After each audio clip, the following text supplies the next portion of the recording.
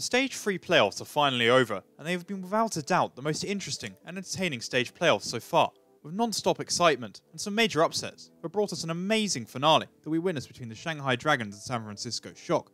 So today, I just want to quickly start by explaining how these two sides reached this point, before discussing the final, map by map, with my own thoughts on how they played out, referencing the strategies and best plays of this series. So how did we get to this point? Let's start with Shanghai, by the skin of their teeth, qualified in the 8th and final stage playoff spot after a win and in match against the Philadelphia Fusion at the Atlanta homestand weekend. Through a well-executed performance of their DPS lineup, they succeeded and set up to face the New York Excelsior in the quarterfinals. New York had finished the stage an unbeaten 7-0 and were strong favourites, but someone like myself had doubts about their overall quality as they hadn't been tested by a good side yet, and although I didn't pick Shanghai, I thought they would make the series extremely competitive and would cause the Excelsior problems. And problems they certainly caused, as with great performances from Ding and DM, they dominated the affair, with New York looking uncomfortable throughout, albeit they had benched Sabielby. And simply, the Dragons came out to be deserved and convincing winners 3-1. As the 8th seed, progressing forward would not be easy, as they now had to face the Vancouver Titans in another incredibly tough matchup on paper. But again, sticking to their strengths, Shanghai controlled the contest, with the whole side playing brilliantly, punishing Vancouver's indecisiveness and mistakes to take a 4-1 victory, both their spot in the final. And heading into it, they knew they'd be facing another tough opponent, and therefore would have to be on the top of their game if they wanted to find success, that so many fans, both of the team and neutrals alike, wanted them to achieve. This opponent would end up being the Shock, by comparison, had a much easier route to the finals. They faced off against the Seoul Dynasty in the quarters, but despite some early struggles against Seoul's DPS lineup, Rascal's brilliant use of Baptiste shut them down quickly, giving San Francisco the edge they needed to close out the series 3-1, despite it not being their best display, and the Dynasty making too many mistakes in a match they arguably were the better side in. This pitted them in the semis against a red-hot LA Valiant, and I don't think many at all had the Shock winning, given their consistent struggles with Sombra play this stage, but always been a thorn in their side. But again, through Rascal's Baptiste and a superb display from Choi Hyobin, Shax's effectiveness on the hero was all but nullified. In many ways, the Valiant folded, with San Francisco decisively winning the contest 4-0 to lock themselves into their third consecutive stage final this season. This series was really hard to judge, with many saying that their hearts would go for Shanghai, whilst their heads were saying Shock. In any event, the key factors I thought would determine the outcome would be the performance of Ding and DM against Rascal and Choi Hyobin, and whether the Dragons would be able to find a way around the use of Baptiste. Although at the last minute, I predicted the Dragons to take it 4-3, and I'll return to that prediction later. The series took an immediate surprising turn as teams came out onto the stage, with Shock running an unfamiliar DPS lineup, with Architect and Striker in the side, and Smurf coming in ahead of Super at main tank, a lineup we really haven't seen since stage 1. It became apparent that San Francisco were heading into control on Oasis, with the pure intention of going head to head with the Dragons on DPS. For the most part, the teams ran Pharah and either Widow or Hanzo, alongside the pulled pork tank line of Orisa and Roadhog. And interestingly, these mirror comps felt evenly matched at first. On Widow, DM held the advantage of a striker, but this was flipped on Hanzo. Ding, meanwhile, dominated the Pharah duel against Architect, and Choi Hyobin was having a greater impact over Youngjin on Roadhog. Shanghai took the first round after the point reached 99 to 99%, but with Hanzo being preferred on the second round, the Shock struck back to level the rounds at 1 apiece. But heading into the deciding round of Oasis, the difference in DPS class was put on display, with Ding harassing San Francisco with consistent pressure on Pharah, whilst DM began to pop off on Widow with pick after pick, which led to a dominant final round, giving Shanghai the early 1-0 match lead in the series, with a Shock's gamble clearly not paying off. Looking to rebound, San Francisco chose Numbani as a hybrid map the two teams would be playing on, and they unsurprisingly brought back their normal lineup, with Rascal, Sinatra and Super all subbing back in. The Shock defended first with their signature Baptiste Goats comp, as the Dragons came out on attack with a DPS lineup of Pharah, Widow, and this time Doomfist being played by Youngjin. When the teams clashed on point A, Shanghai tore San Francisco to shreds, using Gamsu's knockbacks on Wrecking Ball, Ding's knockback Pharah Strike, and Doomfist. They booped the Shock all over the place, and out of the cover they were occupying. This was brilliant, as it not only allowed DM to slowly pick off the opposition members one by one, but it pressured Rascal into wasting his Immortality field immediately, resulting in it having little impact. Taking point A in under a minute, the Dragons rolled through the second section with ease, utilising a Meteor Strike and Barrage to continue their unrelenting advance. Sinatra by this time had switched on to Sombra, but it was finding little to no value, with EMP in the final section hitting only 2 Shanghai members, with none of them being killed. The Dragons did not lose one teamfight in what was just a dominant one-sided attack, and finished the map in an incredibly quick time, with almost 4 minutes still left in the time bank. In their reply, the Shock continued to run with their Baptiste Goats comp, which despite getting battered by the DPS poke of the Dragons, managed quickly to take point A as well, with Choi Hyobin making the key plays, catching Ding and Youngjin on their own and out of position. A DM EMP did slow this attack in the second section, but with inferior point presence and a Sinatra Graviton, the Shock still continued to roll on through. But the third and final section of Numbani proved to be much harder. Shanghai defended here with a perfect strategy, which San Francisco just had no answer to. As Wolf pointed out on the broadcast, Gamsu would dive Rascal over and over again, forcing out his immortality field early, making it meaningless. At the same time, Youngjin was abusing Violet and Rascal in the backline with his Doomfist.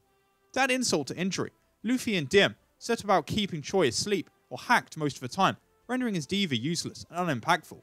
Cycling through their crucial ults, EMP and Barrage, they held convincingly for 4 minutes, holding the Shock and winning the map in the process, giving them an incredible 2-0 lead. And before I forget, let me give major props and praise to Koma, who was out of this world on Mercy in this last section, with superb reses and healing, despite putting himself in some risky spots to get this done. He's often forgotten part of Shanghai's success and deserves this recognition. San Francisco were in a deep hole, to the surprise of many, and looked to pick up their first map by choosing Horizon Lunar Colony for Assault. Attacking first, Shanghai looked to do what they'd done so effectively on Numbani by pressuring Rascal and knocking the Shock around. But with the design of Point A and the protective position that San Francisco could take, this strategy was made harder, and with them being grouped up more as a collective unit, the Dragons initially struggled to get a pick and had to settle with a couple of ticks on the point. Due to this taking longer, ultimates came online for the Shock, which they used effectively to hold for a significant amount of time, simply utilising their superior sustainability. But as overtime was about to start, Shanghai finally managed to catch supports alone in the backline, with an engagement from Gansu and Youngjin, getting the initial kills they needed to finally take over Point A and had 4 minutes for their attack. Despite looking like they had the tools to defend for a while, San Francisco just couldn't seem to handle the oppressive damage output of Ding's Pharah and Diem's Hanzo, as they quickly pushed onto Point B and eventually ground out the teamfight win, taking the point with around 2.5 minutes remaining. Heading out onto their own attack, Sinatra came out with a Sombra as the rest of his team sucked to goats. At first, the poke of the Dragons caused them a few problems, taking some time off the clock, but once his EMP came online, Sinatra delivered, giving them a teamfight win and Point A in the process. Diem was able to stabilise for Shanghai with an EMP of his own, but it was rinse and repeat on Point B, with a rejuvenated Shock completing the map with over 4 minutes of time bank left, giving them momentum for the first time in this series. But almost as soon as San Francisco looked to have the upper hand, the Dragons retaliated with an uppercut of their own, finding more success on their attack second time round, taking Point A, and they would have snowballed on to B had Choi not come up with a clutch, huge bomb on Koma's Mercy and Ding's barraging Pharah to stop them at 2/3 progress. All indications suggested that the Shock were in control here, with their large time bank for the second attack. But on this occasion, DM Sombra controlled the head-to-head against Sinatra, who had now switched back onto Saria. And with his pressure, alongside Ding popping off on Pharah, San Francisco began to stutter, their attacks continuously failing. In the end, they finally managed to break through, but at the cost of all their ultimates and resources.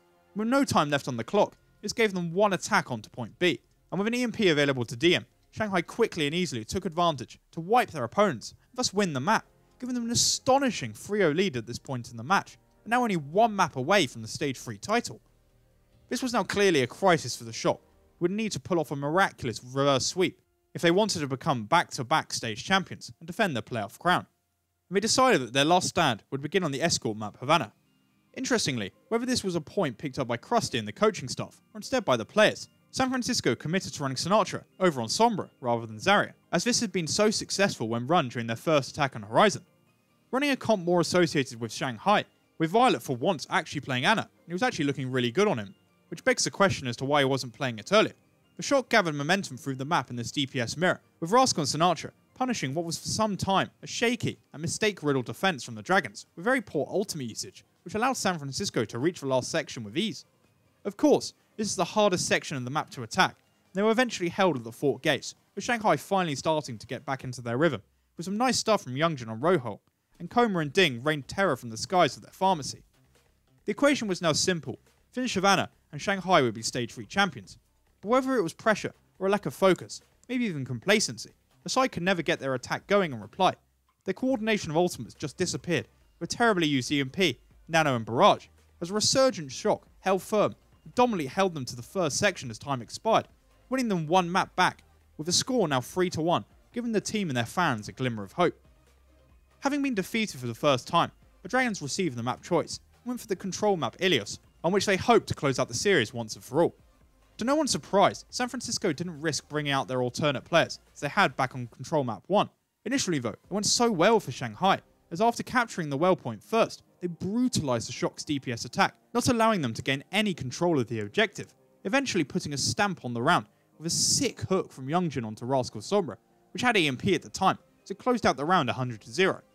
Lighthouse, however, flipped the script, with San Francisco smartly running a quad tank comp that looked to continuously hold and occupy the point. The poke from the Dragons was great, but given the design of the point, they struggled to really pressure the Shock, and were heavily penalised for a string of misused ultimates, with Gamsu notably getting his mind stuck in the chimney as the round convincingly went against them, and the map was now tied in rounds at 1-1. Again, it was in Shanghai's hands. Win here and they become champions.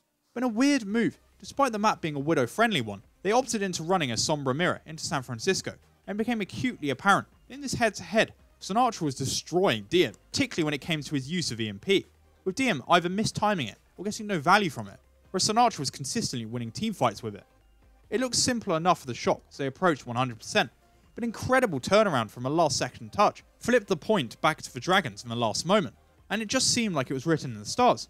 The next fight would likely be the decider for the map, and it came down to Diem's EMP versus Sinatra's, but this was not to be the fairy tale ending yet, as the script from this map repeated itself, with Sinatra's EMP being more impactful, with Super using it to wipe Shanghai with a Primal Rage, and win his side the map to now narrow the score to 3-2, with all the momentum on the side of San Francisco.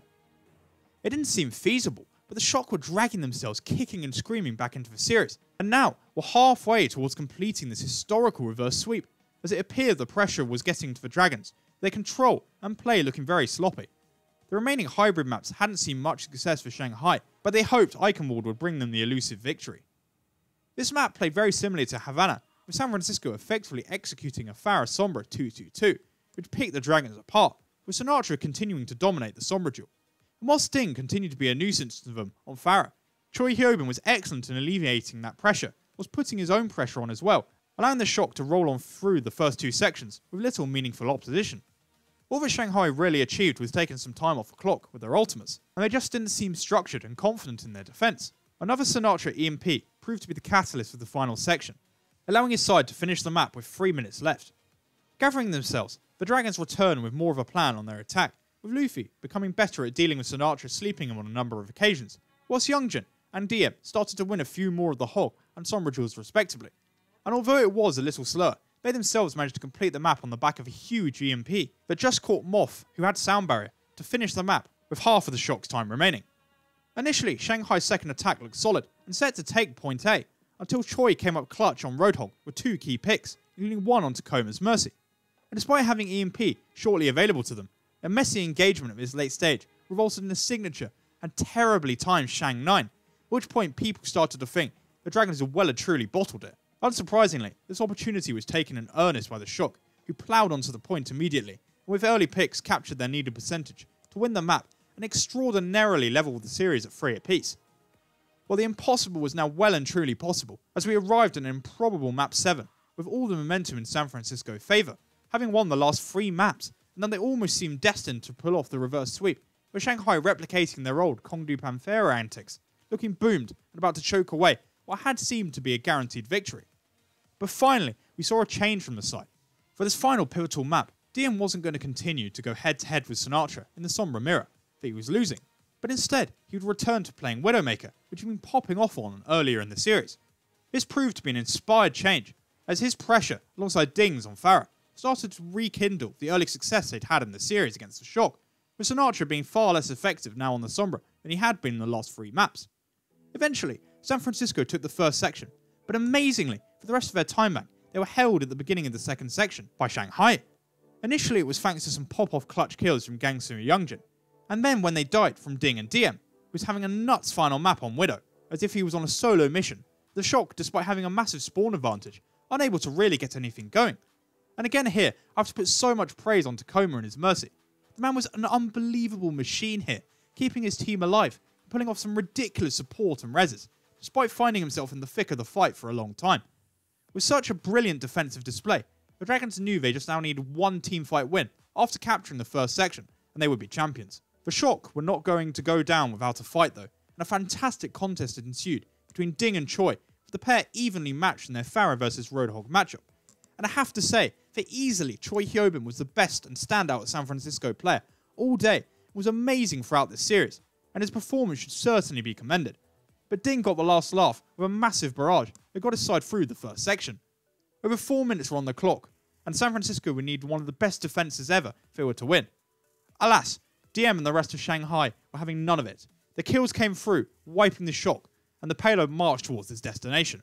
Yes, the squad might have been overhauled from the one a year ago, but for Shanghai fans around the world, that did not matter. Their team, that had not even achieved the slightest hint of success last season, was now about to become stage champions, having been the only side to overcome the recognised Big Three of New York, Vancouver and San Francisco. They hadn't made it easy, but at the end of the day, they were the better team and worthy winners, with every member of the side playing a key and important role. The map ended and confetti exploded. The Shanghai Dragons were Stage 3 champions, winning by my predicted scoreline of 4-3, in what has to be one of the best series of Overwatch played this year, which, although a rollercoaster of a ride to watch, capped off perfectly what has been a crazy great stage as we potentially head into a much changed Stage 4. And with that, we reach the end of my Stage 3 final review, and if you've watched to the end, I'd really like to thank you for watching. I'm going to return to my Overwatch World Cup series tomorrow, so if you enjoyed that and don't want to miss out, please like, subscribe, and follow me on Twitter for this continuing Overwatch League coverage and content, and I hope you enjoy the rest of your day.